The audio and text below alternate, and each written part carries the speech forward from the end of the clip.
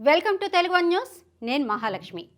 అమరావతి రాజధాని ఉద్యమం దేశంలోనే అత్యంత సుదీర్ఘ కాలంగా నిర్విరామంగా సాగుతున్న ఉద్యమంగా చరిత్ర పుటల్లో నిలిచిపోతోంది. అమరావతిని ఏకైక రాజధానిగా కొనసాగించాలంటూ ఆ ప్రాంత రైతులు, మహిళలు నిర్విరామంగా చేస్తున్న ఉద్యమం ఇక జనవరి 25 నాటికి 1500 రోజుల మైలురాయిని చేరింది. కేంద్రంలోని మోడీ ప్రభుత్వం తీసుకొచ్చిన 3 రైతు వ్యతిరేక చట్టాలను రద్దు చేయాలంటూ దేశ రాజధాని ఢిల్లీ సరిహద్దుల్లో వేలాది మంది రైతులు చేపట్టిన ఉద్యమం నిరంతరాయంగా సంవత్సరం 4 నెలల 2 రోజులు కొనసాగింది. అంటే 427 రోజులు కొనసాగిందన్నమాట. దేశంలో జరిగిన ఉద్యమాల్లో ప్రత్యేక తెలంగాణ రాష్ట్ర ఉద్యమం కూడా ఒకటి. అయితే అమరావతి ఉద్యమం 1500 రోజులకు చేరుకోవడమే కాకుండా ఇంకా కొనసాగుతూనే ఉంది. అడ్డగోలు విభజనతో అన్యాయానికి గురైన ఆంధ్రప్రదేశ్కు తొలి ముఖ్యమంత్రిగా చంద్రబాబు నాయుడు అమరావతిని రాజధానిగా ప్రకటించి దాని అభివృద్ధిని పరుగులు పెట్టించారు. అయితే ప్రపంచంలో ఎక్కడా లేని విధంగా అమరావతి రైతులు 33,000కు పైగా ఎకరాలను ప్రజా రాజధాని నిర్మాణం కోసం స్వచ్ఛందంగా ముందుకు వచ్చి ఇచ్చారు. ఇక చంద్రబాబు పర్యవేక్షణలో సరికొత్త అమరావతి నగర నిర్మాణం వేగంగా జరుగుతుండగా 2019లో జరిగిన ఎన్నికల్లో విజయం సాధించిన వైఎస్ జగన్మోహన్ రెడ్డి ప్రభుత్వం అధికారంలోకి వచ్చింది. దాంతో అమరావతి నగర నిర్మాణం నిలిచిపోయింది. జగన్ అమరావతిని నిర్వీర్యం చేయడమే లక్ష్యంగా 2019 డిసెంబర్లో 3 రాజధానుల అంశాన్ని తెర మీదకు తెచ్చి అమరావతి కేవలం శాసన రాజధాని మాత్రమేనని ప్రకటించారు.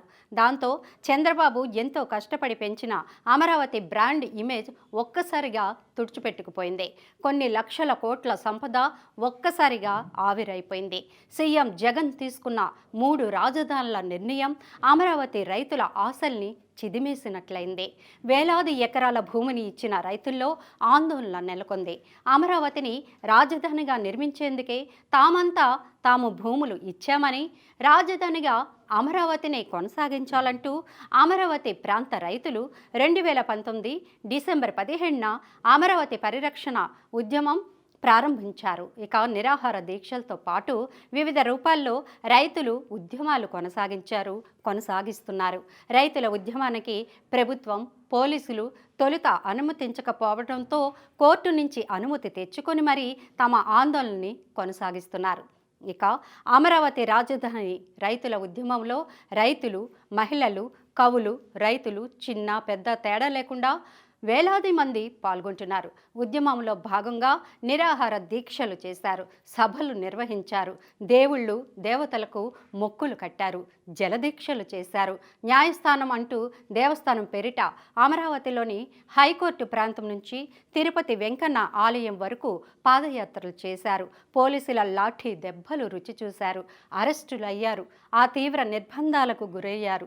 వైసీపీ మంత్రుల నిందారోపణలు భరించారు. ఆకలి డప్పులతో మలమటించిన అన్నదాతలు తమ ఉద్యమాన్ని ఇసుమంతైనా సడలనీయకుండా నిరంతరాయంగా కొనసాగిస్తున్నారు. ఇక ప్రధాని మోడీ స్వయంగా వచ్చి రాజధాని నిర్మాణానికి శంకుస్థాపన చేసినా బీజేపీ జగన్ సర్కార్ 3 రాజధానుల డ్రామాకు తెరదించడానికి ప్రయత్నించలేదు సరికదా, పరోక్ష మద్దతు ఇచ్చింది. రాజధానులు ఎన్ని ఉండాలన్నది రాష్ట్ర ప్రభుత్వం ఇష్టం, ఇందులో మా ప్రమేయం ఏమీ లేదు అంటూ కేంద్రం నంగనాచి కబుర్లు చెప్పింది. రైతుల ఉద్యమానికి ప్రత్యక్షంగా మద్దతు ఇవ్వలేదు. అయితే రాజధాని ఉద్యమానికి రోజు రోజుకు పెరుగుతున్న మద్దతును గమనించిన తర్వాత మాత్రమే బీజేపీ తాము అమరావతి రాజధానికి మాత్రమే కట్టుబడి ఉన్నామన్న ప్రకటన చేసింది. ఇక రైతులు న్యాయాలయం అంటూ దేవాలయం పాదయాత్రకు ఉపక్రమించిన సందర్భంగా కేంద్ర హోంశాఖ మంత్రి అమిత్ షా తిరుపతి పర్యటనకు వచ్చారు. ఆ సందర్భంగా రాష్ట్ర బీజేపీ నేతలకు స్పష్టమైన ఆదేశాలు ఇవ్వడంతోనే బీజేపీ ఏపీ నేతలు అమరావతి రైతులు ఉద్యమానికి ప్రత్యక్షంగా మద్దతుని ప్రకటించారు. ఇప్పుడు అమరావతి ఉద్యమం 1500 రోజుల మైలురాయికి చేరుకుంది. దేశంలోనే అత్యంత సుదీర్ఘ ఉద్యమంగా రికార్డు సృష్టించింది. చంద్రబాబు చెప్పినట్లు ఇంత సుదీర్ఘ ఉద్యమాలు అరుదు. ఇంత జరుగుతున్నా స్పందించని ప్రభుత్వాధినేత కూడా అరుదే.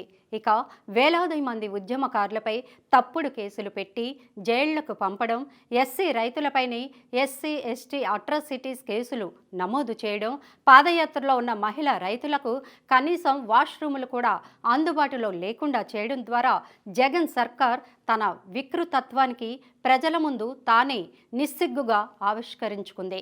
కోర్టులు కాదన్నా వినకుండా మొండిగా కోర్టు ధిక్కరణలకు సైతం పాల్పడి ముందుకు సాగుతోంది. అయితే రైతుల మొక్కవని దీక్ష ముందు, సడలని సంకల్పం ముందు ప్రభుత్వం తలవంచక తప్పదు.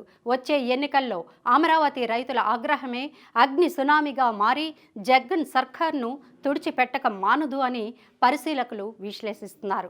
రాష్ట్ర వ్యాప్తంగా అమరావతి రైతులు ఉద్యమానికి లభిస్తున్న మద్దతునే ఇందుకు ఉదాహరణగా చూపుతున్నారు.